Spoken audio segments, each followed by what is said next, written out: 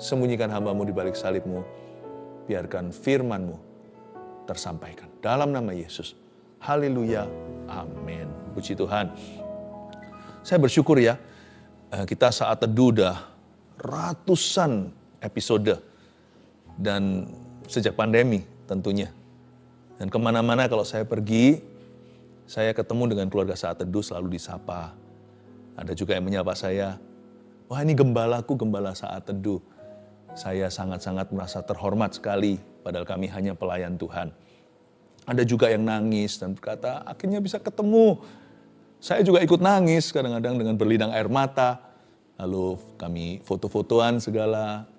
Dan senang ya, kita sekalipun tidak dari satu kota, sebagian belum pernah kami temui, tapi udah rasa dekat karena kita terus mengikuti apa yang Roh Kudus taruh di saat teduh bersama ini. Sebenarnya STB saat teduh bersama ini juga seperti pengembalaan ya kan? Seperti keluarga. Saya juga mau mendorong Anda kalau yang baru bergabung, baru berapa minggu, berapa bulan, atau baru sekarang, welcome home. In the presence of God with us, di hadirat Tuhan bersama dengan kami, bersama dengan kita semua. Anda tidak sendirian menghadapi pergumulan. Saya mau dorong Anda untuk subscribe di channel ini. Ini juga seperti pengembalaan, biarkan terus dimuridkan ya. Jangan lupa juga tekan tombol notifikasi, supaya diingatkan kalau nanti ada berikutnya live kemudian. Atau nanti ada materi-materi yang bisa sangat jadi berkat. Saya hari ini mau menyampaikan firman Tuhan yang saya beri judul bahasa kasih kita kepada Tuhan.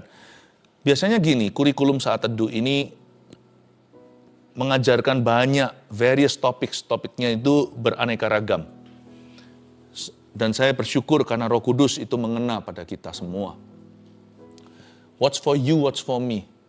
Tapi khusus hari ini saya kok rasa tergerak untuk tidak fokusnya hanya kita melulu atau kebutuhan kita. Kita harus belajar gimana mengasihi Tuhan. Terbalik, kita konsentrasi ke atas. How do we love God? Bukankah perintah Allah yang pertama bukan kasih dirimu sendiri? Gak pernah itu menjadi perintah Tuhan. Perintah nomor 1 adalah kasihlah Allahmu dengan segenap hati, segenap jiwa, dengan segenap kekuatan. Jadi kalau kita fokus ke Tuhan ya, malahan banyak perkara-perkara sorga terjadi. Tahu nggak, jika Yesus ditinggikan, salibnya ditegakkan, dia akan menarik semua orang untuk datang. Tingkap-tingkap langit justru terbuka kalau kita tidak memintanya. Tapi jikalau fokus hati kita, konsentrasinya dalam merapat mendekat pada Tuhan, malah kita memperoleh segala-galanya. For whoever has Jesus, he has everything. Siapa yang punya Yesus, dia punya segala sesuatu. Mari kita pelajari bahasa kasih yang gimana ya, yang membuat hati Tuhan itu senang. Tak lain kita akan belajar dari seorang wanita Narwastu, ini terkenal sekali di dalam Alkitab. Orang ini tahu bagaimana memperlakukan Tuhan Yesus. Kita harus belajar dari dirinya. Buka bersama dengan saya di Matius pasal 26 ayat 6 sampai 13. Saya bacakan dulu seluruh ceritanya Yesus diurapi. Ketika Yesus berada di Betania, di rumah Simon si kusta, datanglah seorang perempuan kepadanya membawa sebuah buli-buli pualam berisi minyak wangi yang mahal. Minyak itu dicurahkannya ke atas kepala Yesus yang sedang duduk makan. Melihat itu murid-muridnya gusar dan berkata, untuk apa pemborosan ini? Sebab minyak itu dapat dijual dengan mahal dan uangnya dapat diberikan kepada orang-orang miskin. Tetapi Yesus mengetahui pikiran mereka lalu berkata, mengapa kamu menyusahkan perempuan ini? Sebab ia telah melakukan suatu perbuatan yang baik padaku. Karena orang-orang miskin selalu ada padamu, tapi aku tidak akan selalu bersama-sama kamu. Sebab dengan mencurahkan minyak itu ke tubuhku, ia membuat suatu persiapan untuk penguburanku. Aku berkata kepadamu, sesungguhnya di mana saja Injil ini diberitakan di seluruh dunia, apa yang dilakukannya ini akan disebut juga untuk mengingat dia. Kita lihat lagi ayat 6. Ketika Yesus berada di Betania, kota kejadian ini namanya Betania. Betania, jemaat saat teduh, adalah Betania itu sebuah kota di sebelah selatan dan dia itu dekat sekali. Ini kota yang arti namanya itu bagus dan indah. Betania itu artinya house of welcome. Jadi setiap kejadian di Alkitab ini profetik sekali. Bukan kebetulan-kebetulan. Semua kebetulan ini dirancang oleh Tuhan. Tuhan masuk ke rumah saat itu. Wanita ini juga tidak dirancangkan datang. Ini bukan tamu yang diundang. Dia tiba-tiba muncul aja. Kok bisa kebetulan tempatnya juga bernama House of Welcome. Jadi kita pelajari sesuatu tentang Betania. Tuhan itu betah di dalam hidup orang yang me-welcome dia. Karena Tuhan bukan maling yang masuk tanpa diundang.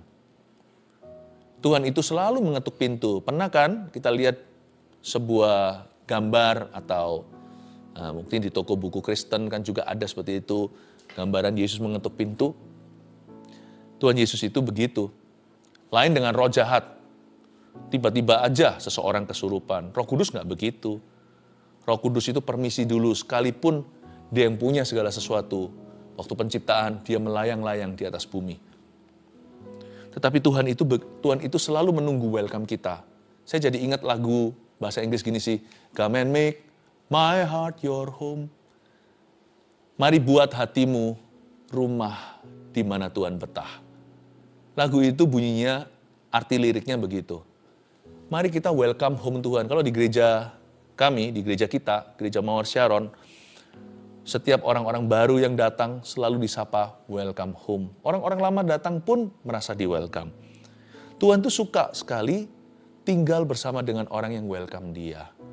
Makanya jangan keraskan hati, minta Tuhan lembutkan senantiasa agar Yesus mau tinggal di dalam diri kita. Di Betania, di rumah Simon si kusta, host atau tuan rumahnya dulu pernah sakit kusta. Sakit kusta itu nggak bisa sembuh. Berarti si tuan rumah ini disembuhkan oleh Tuhan Yesus. Karena tidak ada orang lain yang bisa menyembuhkan orang kusta kecuali Yesus Kristus. Ini penyakit yang nggak ada obatnya.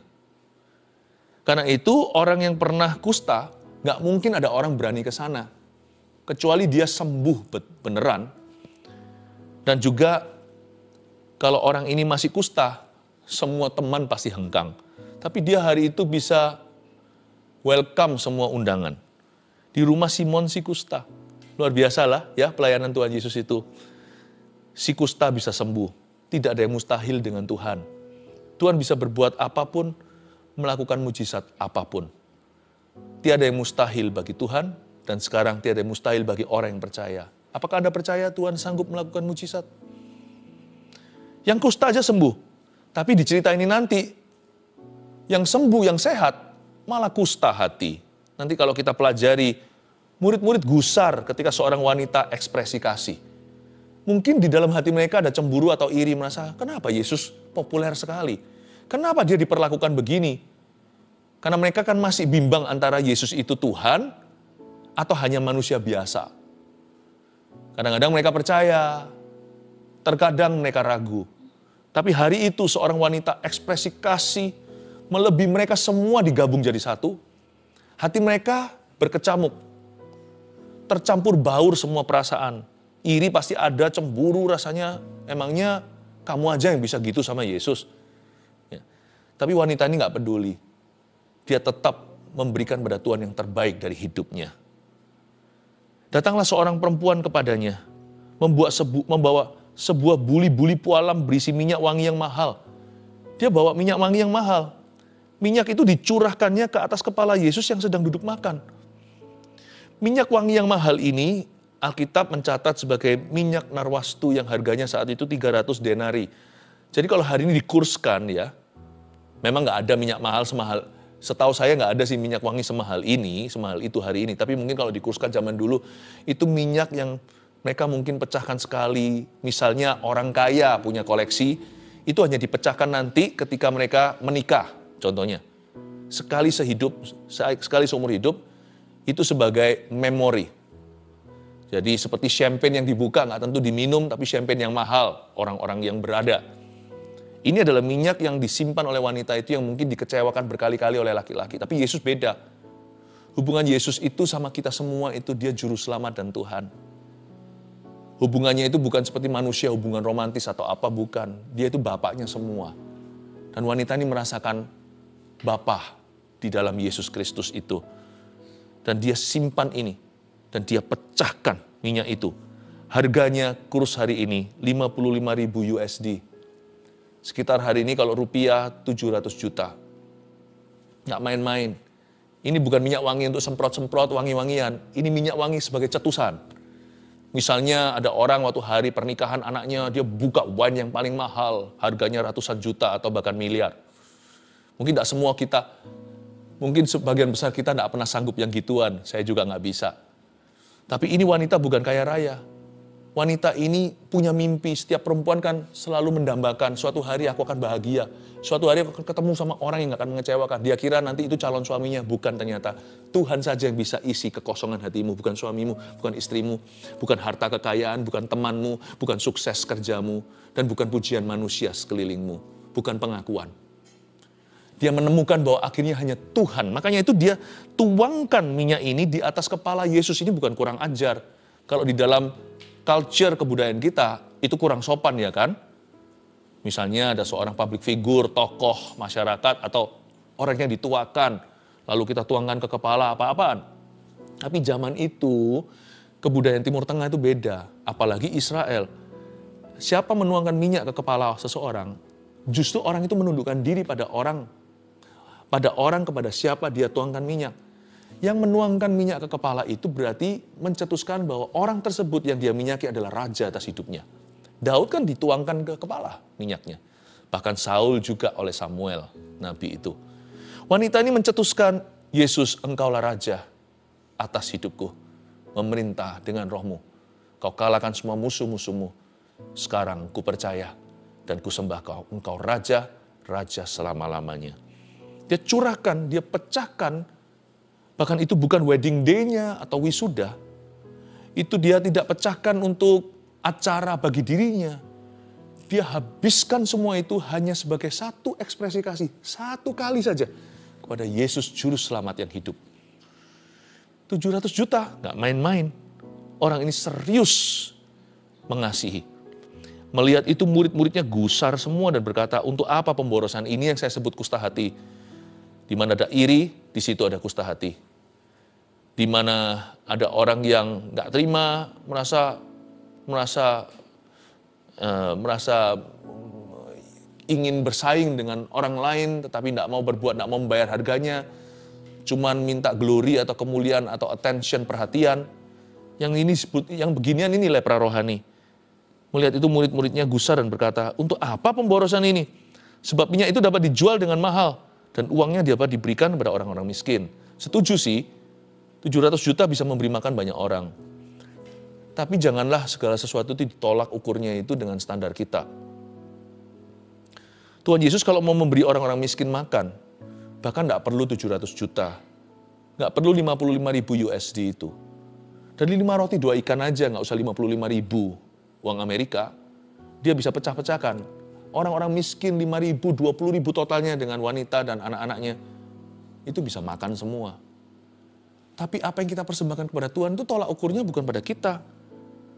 Tapi tolak ukurnya pada Tuhan. Jangan pernah kalau kita mau ekspresi kasih itu kita mikir ntar orang lain mikir apa. Nggak usah selalu kita tunduk pada standar orang. Tentunya ekspresi itu semua juga harus sesuai dengan yang diajarkan Alkitab. Kita nggak boleh liar. Tapi kalau kita mau patuh sama firman Tuhan aja, kadang-kadang kita takut apa kata orang. Nanti perspektif mereka, gambar diriku gimana? Opini dunia berkata apa? Jangan takut. Kalau hatimu mengasihi, hanya Kristus yang kau peduli. Apa katanya? Apa kata firman tentang hidupmu berbicara lebih keras, lebih jelas, lebih tegas daripada apa kata seluruh dunia terhadapmu hari ini. Melihat itu murid-muridnya gusar dan berkata, untuk apa pemborosan ini? Sebab minyak ini dapat dijual dengan mahal dan uangnya dapat diberikan kepada orang-orang miskin. Wah, betul sih. Tapi dalam konteks ini, logika mereka nggak masuk sama kerajaan Allah. Karena Tuhan layak mendapatkan yang terbaik. Saya masih ingat sebuah cerita waktu Daud menari-nari dengan sungguh-sungguh. Istrinya sendiri Mika berkata, apa-apaan ini Baginda menari seperti orang gila, seperti orang nggak waras. Lihat itu semua wanita-wanita Israel memandangimu dengan begitu. Sejak dia ngomong gitu, mandul dia tidak bisa punya anak. Satu pun keturunan tidak ada. Tuhan tutup kandungannya.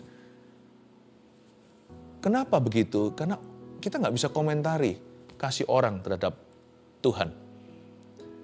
Kalau kita merasa iri ya sana loh, kasih Tuhan dong. Kalau memang kita merasa emangnya dia aja yang bisa, kenapa kita nggak mengasihi aja daripada komentar, ya kan? Inilah yang Tuhan cari pada kita hanyalah ketulusan kita, kemurnian kita, kesungguhan kita. Jangan takut dihakimi manusia, sebab Allah yang bela. Minyak itu dapat dijual dengan mahal. Semua diukur dari diri mereka. Jangan bersandar pada pengertianmu sendiri. Tetapi Yesus mengetahui pikiran mereka, lalu berkata, mengapa kamu menyusahkan perempuan ini? Sebab ia telah melakukan sesuatu perbuatan yang baik padaku. Ya kan? Orang lain lihat fanatik. Tapi Tuhan melihatnya mulia. Kalau kita sebut orang lain fanatik misalnya, maka kalau kita sebut orang lain fanatik, ukurannya apa? Kalau menurut saya dari sisi Tuhan kita semua selalu kurang.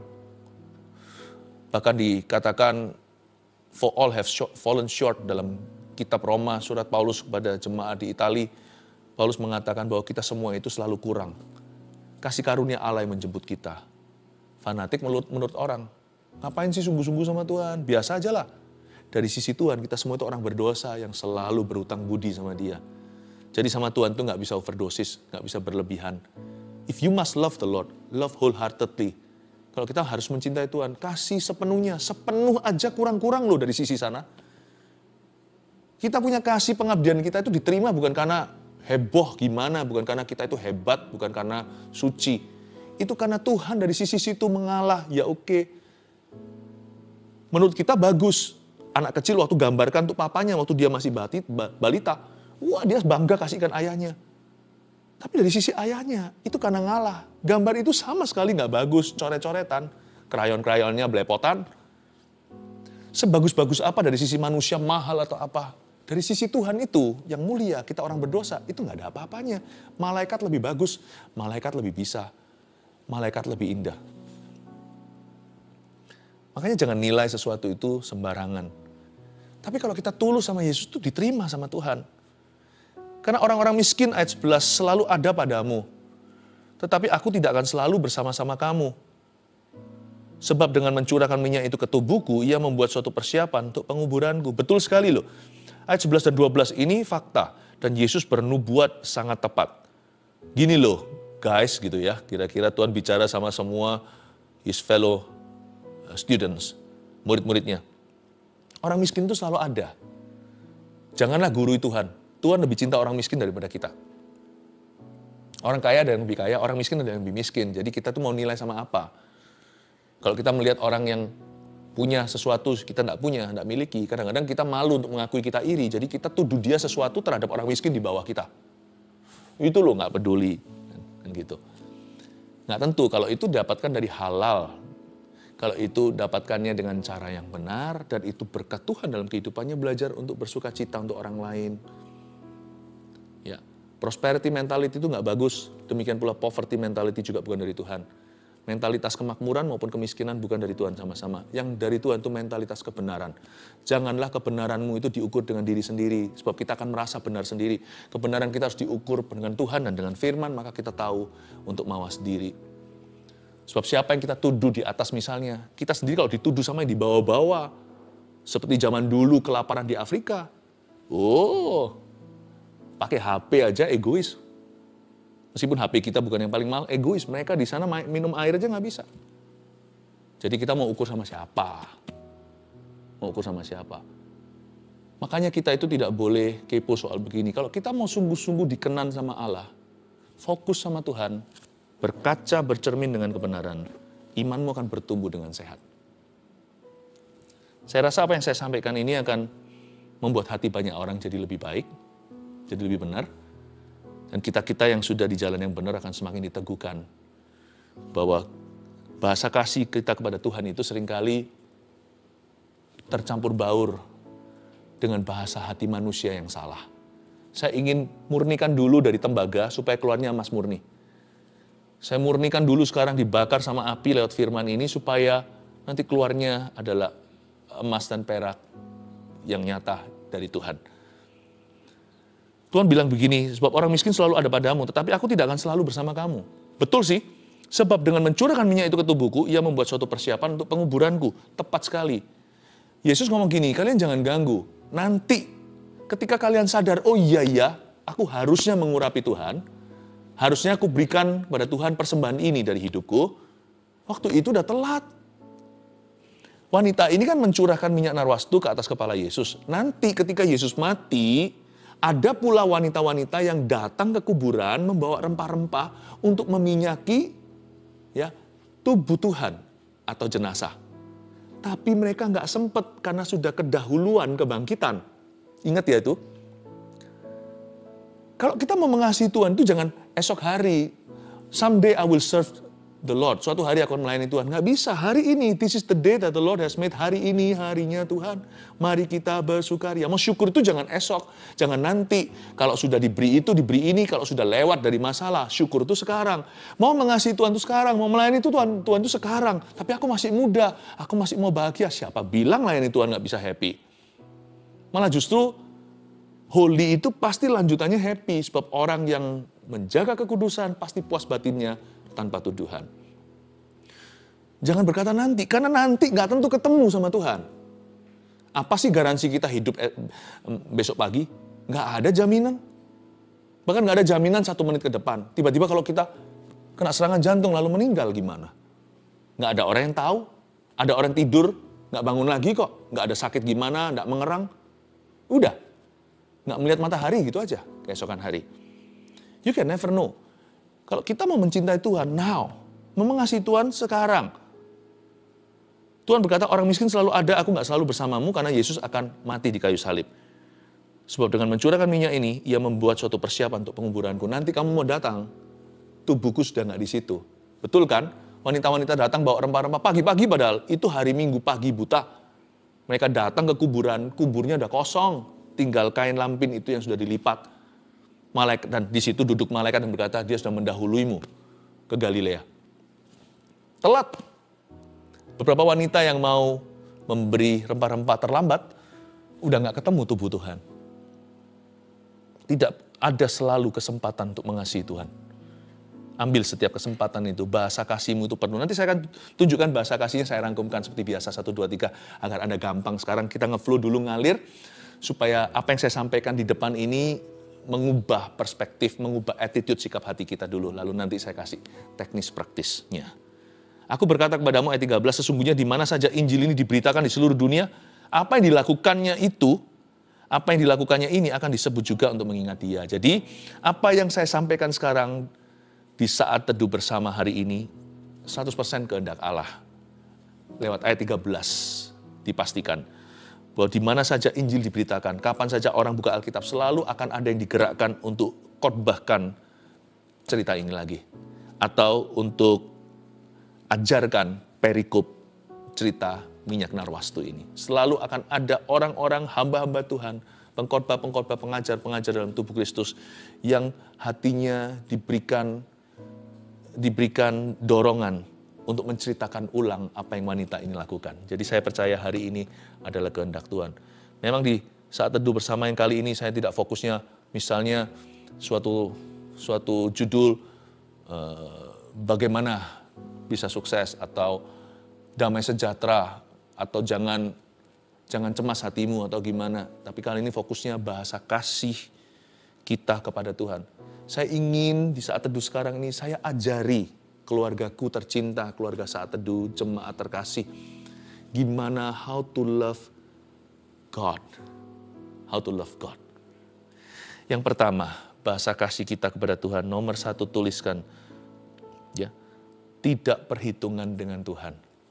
Kalau kita mengasihi Tuhan, kita tidak akan perhitungan.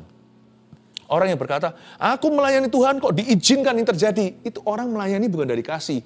Percumalah, kata Paulus di 1 Korintus 13. Sekalipun kalau kita memberi tubuh kita untuk dibakar demi Kristus. Kalau kita tidak punya kasih, kita seperti tong kosong nyaring bunyinya, seperti gemerincing saja tanpa makna.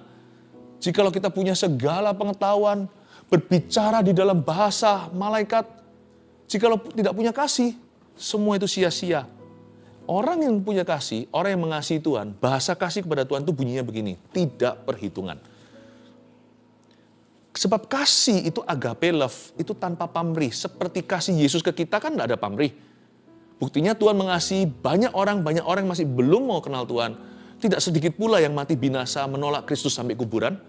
Tuhan tetap mati kan bagi orang-orang itu. Buktinya Tuhan mati bagi mereka. Kalau mereka terima Yesus kan mereka juga diampuni kan. Berarti Tuhan mati untuk mereka, berarti berlaku darahnya.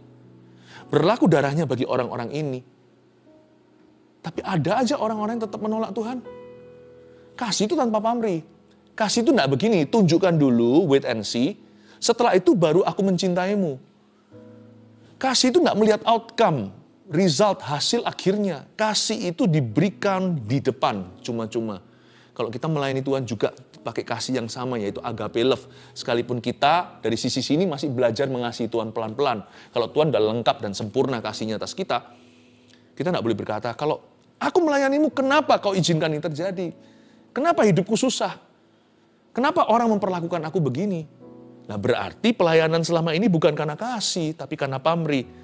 Trading dong sama Tuhan. Itu bukan bahasa kasih. Itu bahasa kemunafikan, itu bahasa pura-pura. Hati-hati ya. Banyak di antara kita berkata, Lord, I love you, Tuhan, aku mengasihimu. Itu ciuman Yudas. Di balik itu ada nilai tukernya. Itu seperti penggadaian atau seperti money changer. Atau seperti kios tukar uang, mata uang asing ke mata uang negara sendiri. Kayak begitu. Jangan pernah perhitungan dengan Tuhan. Aku udah kasih waktu sama Tuhan. Mana berkatnya? Aku udah mengasihimu begini begitu. Tidak boleh perhitungan. Mereka perhitungan sama Tuhan, nih murid-muridnya bukan wanita ini.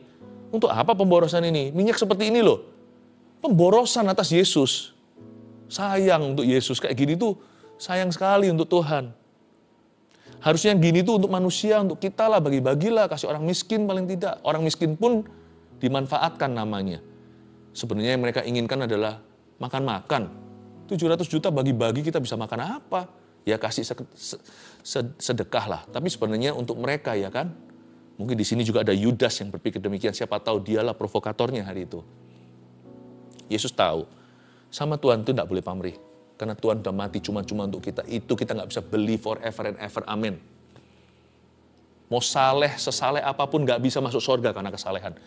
Kalau kita hari ini diampuni cuma-cuma, udah Tuhan nggak perlu kasih mujizat lagi, no bonus. Sudah harusnya kita bersyukur tidak pernah kena sengatan lautan api.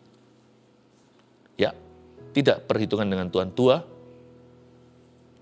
Bahasa kasih kita kepada Tuhan adalah Tuhan sebagai tolak ukuran di setiap keadaan. Standar Tuhan ya, bukan standar kita. Karena itu jangan kemukakan terus what you think. What you think is not important. What I think is not important. Bukan apa yang kita pikirkan yang penting. Jangan kita kemukakan menurut aku. Jangan-jangan nanti malaikat berkata, siapa yang tanya? Siapa yang tanya? What we think, apa yang kita pikirkan, tidak penting sama sekali. Jadi jangan kemukakan what you feel, what you think. Jadikan standar Tuhan tolak ukuran di setiap keadaan. Dalam hal ini, mereka mengukur pemborosan dari sisi apa? Mereka mengukur semua kejadian ini, bahkan wanita itu mereka hakimi menurut standar mereka.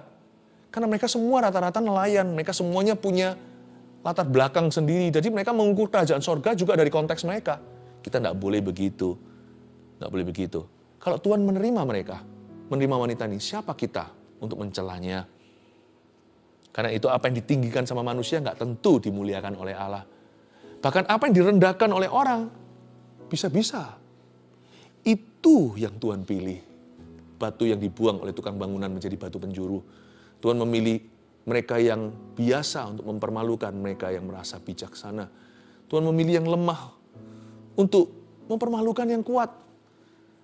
Hati-hati, jangan nilai segala sesuatu menurut dirimu lagi. Jadikan Tuhan, firman Tuhan ini jadi pedoman dan Roh Kudus yang membimbing kita melalui firman. Segala sesuatu mulai hari ini tolak ukurnya adalah sisi kiri, sisi kanan. firman dan Roh Kudus. Roh Kudus dan firman. Firman dan Roh Kudus. Roh Kudus dan firman. Oh, terus menerus roh dan kebenaran. Orang yang mencintai Tuhan tidak akan memberhalakan logikanya sendiri. Yang ketiga, segala sesuatu ujung-ujungnya adalah untuk Tuhan. Hari itu semua murid-muridnya 12 fail to love Jesus, gagal mengasihi Tuhan. Hanya satu wanita yang berhasil. Sebab ujung-ujungnya apapun yang dia lakukan, pecahkanlah ini itulah, ujung-ujungnya adalah untuk Tuhan Yesus. Tapi murid-muridnya kelihatannya demi Tuhan, demi pelayanan, demi orang miskin, ujung-ujungnya untuk ego atau gengsinya. Apapun yang kau lakukan, ingatlah 5 jari ini. Katakan pada diri sendiri, I do it for him. Whatever it is. Kalau kita mau mengampuni orang lain, I do this for him. Aku lakukan ini untuk dia. Saya lakukan ini untuk Yesus. 5 jari ini. Ingat setiap kali angkat tangan. Kalau saya kerja giat sekalipun saya tidak diberikan pujian, nggak dikasih promosi naik gaji, saya akan lakukan sebaik-baiknya, tidak mencuri, tidak korupsi waktu. I do this for him. Kalau hari ini kita disalah mengerti, tapi tetap berbuat kebenaran, memberkati, tampar pipi kanan, kasih pipi kiri, I do this for him. Saya pelayanan, tapi kayaknya doa saya sendiri belum dijawab-jawab, mujizat belum tiba. Nggak apa-apa, semua yang kau lakukan itu pelayanan itu, mujizat kan adalah perlakuan Tuhan atas kita. Itu urusan Tuhan, Tuhan daulat. Tapi apa yang kita lakukan untuk dia, I do this for him. Aku lakukan untuk dia. Anda sekolah, study really hard, belajar benar-benar, ya kan? Sementara teman-teman yang lainnya nyontek gitu aja dapat nilai yang bagus. Anda jujur, pokoknya dapat nilai yang Anda memang sanggup dapatkan, tapi itu fair, itu dari hasil usaha jeripayahmu sendiri. Ingatlah, I do this for him. Ketika Anda berkata tidak pada dosa, menolak semua godaan, I do this for him. Ujung-ujungnya semua adalah untuk Tuhan. Segala sesuatu di hidup kita, we're doing it for him. Kita lakukan untuk dirinya, untuk Tuhan Yesus. Amin. 3 poin ini sederhana. Bahasa kasih kita kepada Tuhan adalah nomor 1, tidak berhitungan dengan Tuhan. Pertama-tama. 2, Tuhan harus sebagai tolak ukuran di setiap keadaan. Jangan ngukur sama diri sendiri, tapi ukur sama firman, sama Roh Kudus. 3, segala sesuatu ujung-ujungnya adalah untuk Tuhan. Ingat motivasimu. Motivasi itu penting sekali, karena itu yang membedakan antara orang yang mengasihi Tuhan atau diam-diam, sembunyi-sembunyi membenci dia. Saya harap kita semua keluarga Saat Teduh semakin mengasihi Yesus. Haleluya.